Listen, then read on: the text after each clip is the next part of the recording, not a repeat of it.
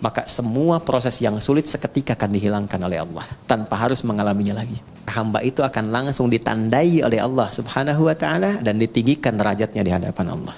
Untuk memberikan kesan, karena pertama kali Nabi diminta membaca Iqra, beliau merasa tidak mudah, panjang prosesnya. Masa Allah dibawa-bawa dalam perbuatan maksiat? Ya kasembung main layangan, nggak nyambung sayang. Nombok ati iku limo perkarane kaping pisan maca Quran lan maknane.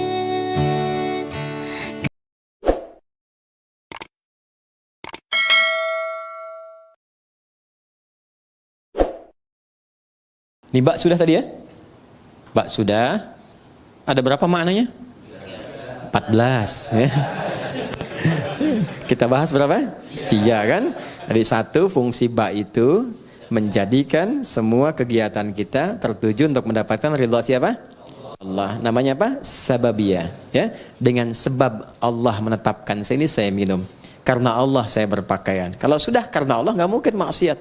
Masa Allah dibawa-bawa dalam perbuatan maksiat? Jelas ya? Mau naik kendaraan bismillahirrahmanirrahim, maka sepedanya pasti akan dipakai pada yang baik-baik. Kendaraannya juga demikian, itu dihisab loh ya. Kemudian yang kedua apa tadi? Musahabah. Musahabah itu mendapatkan penyertaan, perhatian dari Allah. Maka merasalah diperhatikan. Kalau sedang minum, merasa dilihat Allah. Nanti akan muncul sifat itu. Kalau merasa dilihat Allah, nggak akan berbuat yang macam-macam. Bicara merasa didengar Allah, karena merasa didengar nggak akan keluar yang kotor, karena sedang merasa diamati. Ya, innallaha sami'un basir. Ya, Allah mendengar, mengawasi. Nah, itu ada pada huruf ba. Kalau kita kenakan pakaian merasa diawasi Allah, kita bekerja merasa diawasi Allah, jadi baik semua. Makanya orang jahiliyah itu dengan bismillahirrahmanirrahim jadi khairul ummah. Baik semua. Antum udah dibacain Yasin berkali-kali nggak jadi baik juga gitu kan? Nah, balik lagi, mungkin tadaburnya yang kurang. Ba yang terakhir ilsaq. Kalau sudah ilsaq, udah jadi hamba yang diistimewakan oleh Allah, yang bahkan belum minta Allah sudah menjawabnya. Bismillahirrahmanirrahim. Asalnya ini ada alifnya di sini dari kata ismun. Begini. Asalnya bismillah. Dibaca nyambung bismillah. Dan cuma di bismillahirrahmanirrahim alifnya hilang. Wahyu pertama turun apa? Hah?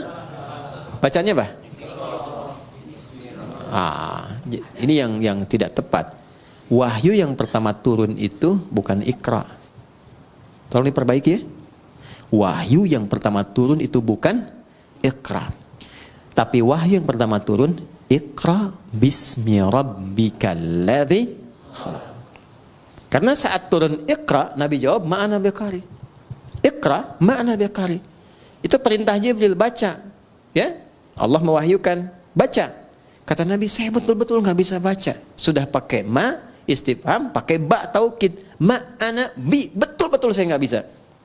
Nabi nggak bilang maqara'tu, tapi ma'ana biqari. Saya betul-betul nggak bisa baca. 2 kali Iqra, nggak bisa. 3 kali dipeluk dulu oleh malaikat Jibril.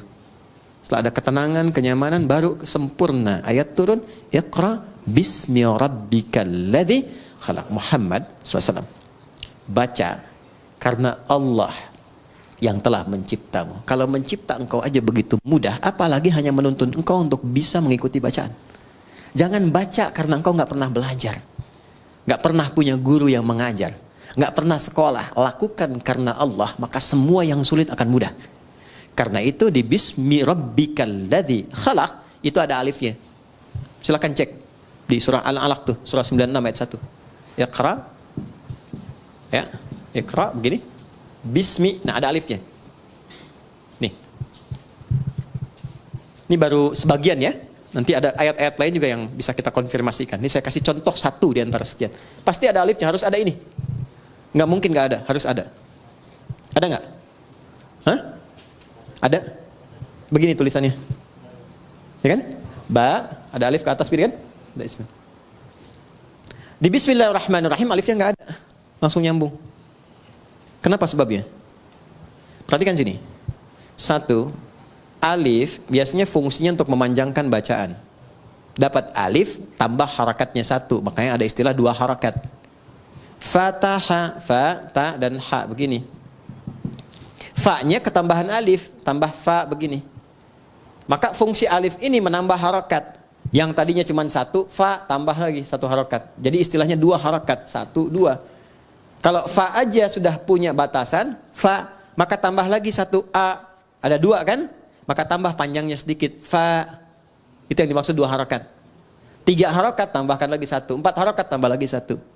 Ya, kalau kami belajarnya pakai detik, setiap 2 harakat 1 detik. Tak. Ya, di kalau 4 harakat berapa detik? 2 detik. 5 harakat 2,5 detik. Nanti masuk di bab mad. Mad wajib muttasil, mad jaiz munfasil dan seterusnya. Nah, yang dimaksud 2 harakat, 4 harakat, 6 harakat ini. Ditambah alif, alif ini gambaran dari harakat. Jadi kalau sudah ada ini maksudnya dibacanya 2 kali seperti ini, 2 kali harakat. Fatah. Jelas? Alif fungsinya memanjangkan bacaan. Dan kalau sudah ada alif, harakat yang sesuai adalah fathah. Kalau kasrah itu ya. Kalau dhammah, wow. Tapi ini menarik, harakatnya kasrah, iqra bi pakai ya, pakai kasrah. Tapi tandanya alif. Kenapa nggak dibuang saja?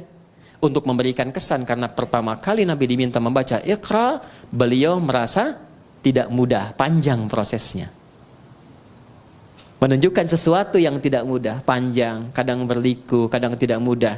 Tapi kalau semua dilakukan karena Allah, maka Allah akan membuat yang panjang semakin pendek, yang sulit akan semakin mudah. Itulah sebabnya ketika walaupun di sini ada alifnya, tetap dibacanya cepat dan pendek. Iqra bismi rabbik. Jadi Anda kalau menghafal Quran dikerjakan karena Allah, bukan karena target dari RKM harus selesai sekian. Kalau enggak jadi umroh. Cuman sampai ke Cengkareng aja misalnya kan. Ya. Saya menghafal bukan karena tuntutan dari kurikulum, tapi saya lakukan karena Allah. Maka akan terjadi akselerasi. Ya, kuantum, lompatan yang bahkan akan melewati orang-orang yang bahkan sudah punya hafalan banyak. Gitu. Itu yang kami dahulukan kepada para penghafal. Bisa dibayangkan ada anak dan ibu masuk karantina hafalan Quran. Ibu sudah punya bekal 3 sampai 5 juz, anak masih kosong. Ibunya target ingin jadi hafidhah, ikut itu. Anaknya terserah Allah saja deh mah. Dipaksa ibunya masuk, ya udah karena Allah saya hafalkan. Hari ke-27 anaknya hafal 30 juz, ibunya belum sampai. Bayang? Oke, maka ini yang saya ingin terangkan fungsi alif. Kenapa di sini dihilangkan alif ya?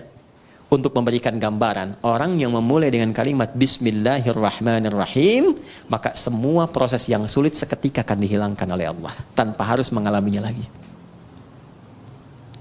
Paham? Gitu. Tapi dengan cara baca yang benar. Ya, makanya orang dulu tuh Bismillahirrahmanirrahim. Ada yang dapat begini, mudah begitu karena cara bacanya benar. Ya, orang sekarang baca Bismillah niatnya pengen terbang.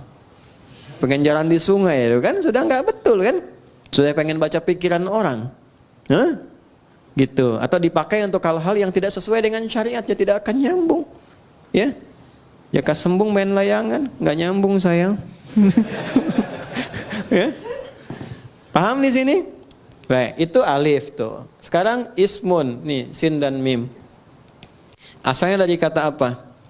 Bisa dari kata wasamun, bisa dari kata sumuwun. Wasamun berarti tanda, sumuwun berarti tinggi. Kalau kita ingin gabungkan keduanya, tanda dan tinggi. Orang yang senantiasa melakukan perbuatan dengan awalan Bismillahirrahmanirrahim, meniatkan karena Allah, maka hamba itu akan langsung ditandai oleh Allah Subhanahu wa taala dan ditinggikan derajatnya di hadapan Allah.